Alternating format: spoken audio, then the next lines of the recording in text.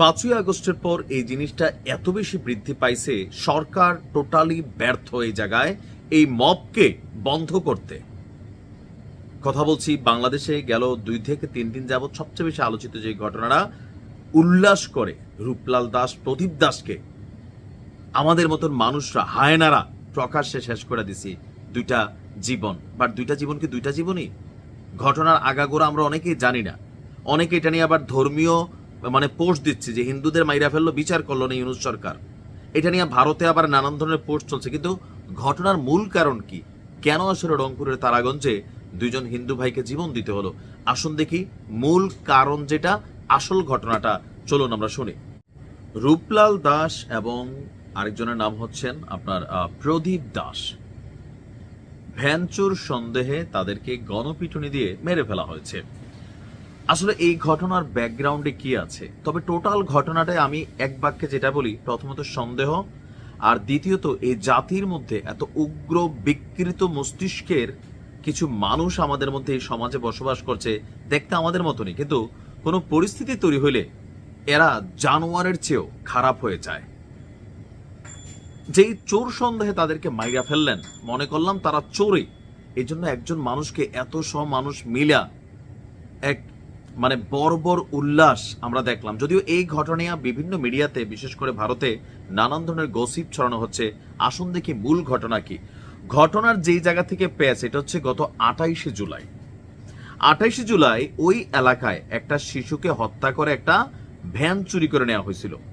স্বাভাবিকভাবে এলাকার মানুষ সেন্টিমেন্টাল ছিল।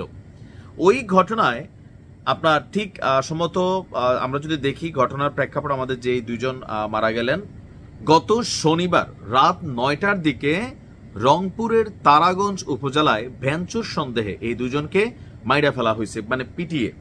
এখন প্রেক্ষাপটটা আমরা যদি দেখি, এখানে আমি যদি পারিবারিক সূত্রগুলো বলছে যে মিঠাপুকুর উপজেলার শ্যামপুর এলাকার এক তরুণের সাথে রূপলাল দাসের মেয়ে নূপুর দাসের বিয়ের কথাবার্তা চলছিল। তো গেল রোববার বিয়ের দিন তারিখ ঠিক করার কথা ছিল, এজন্য মিঠাপুকুর থেকে নিজেই ভ্যান চালিয়ে আত্মীয় রূপলাল দাসের বাড়ির উদ্দেশ্যে রওনা হয়েছিল প্রদীপ দাস। কিন্তু গ্রামের ভেতর দিয়ে রাস্তা না চেনায় প্রদীপ দাস সয়ার ইউনিয়ন কাজিরহাট এলাকায় এসে রূপলালকে ফোন দেন। তো রূপলাল সেখানে প্রদীপ দাসকে রাস্তা চিনিয়ে দিতে তিনি যান। তারা দুজনে ভ্যানে চড়ে রূপলালের বাড়ি ঘনিরামপুর গ্রামের দিকে রওনা হন। রাত আনুমানিক 9টার দিকে তারা সেই যে এলাকা একটা শিশুকে মাইরা ভ্যানটা চুরি করা হয়েছে, ওই এলাকার তারাগঞ্জ কাজিরহাট সড়কের বটতলা এলাকায় পৌঁছান।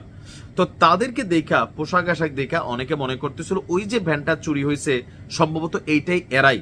তো সেখানে আস্তে আস্তে কয়েকজন উস্কানি দেয় আর লোকজন জড়ো হতে থাকে। তো জড়ো হওয়ার পর আপনার তাদের ভ্যানটার মধ্যে এখানে 4টি প্লাস্টিকের ছোট বোতল ছিল, যেগুলাতে চোলাই মদ ছিল। এটা তাদের পরিবারেরই ভাষ্য। তো হিন্দুদের আমাদের এই দেশে মদ খাওয়ার একটা পারমিশন আছে। তো একটি বোতল খুললে ভেতরে থাকা তরলের গ্রানে সেইখানে 2 ব্যক্তি অসুস্থ বোধ করেন। যে 4টা বোতল ছিল এগুলো ছিল চোলাই মদের, কিন্তু চোলাই মদ কি আমি নিজেও জানি না।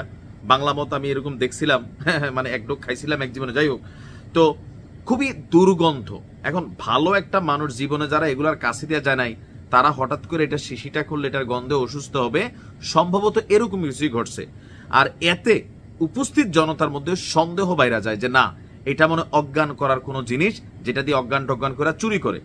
এরপরে আপনার এই অজ্ঞান করে ভ্যান চুরির সন্দেহে তাদের আচমকা সেখানে মারধর শুরু করা হয়। বটতলা থেকে মারতে মারতে বুড়িরহাট উচ্চ বিদ্যালয়ের মাঠে নিয়ে আসা হয়। মারধরের এক পর্যায়ে অচেতন হলে সেখানে ফেলে রাখা হয়। রাত 11টার দিকে পুলিশ তাদের তারাগঞ্জ উপজেলা স্বাস্থ্য কমপ্লেক্সে নিয়ে যায়। তবে আমরা জানি ওই সময় তারা মারা যায়নি, পুলিশ আসছিল। এখন 4 জন পুলিশ, মাঠ ভর্তি 5 থেকে 700 মানুষ, প্রত্যেকের মাথায় রক্ত সরাইছে। এই যে বললাম না, যে জাতির মধ্যে যে এত পরিমাণ বদমানুষ আমরা আছি। টোটাল এই ঘটনায় নেতৃত্ব দিছে 2 জন, গ্রেপ্তার করছে পুলিশ। উস্কানি দিছে আরো 15-20 জন, একদম ভ্যান সহ ওই ভ্যানটা দিয়ে তাদেরকে চাইপা।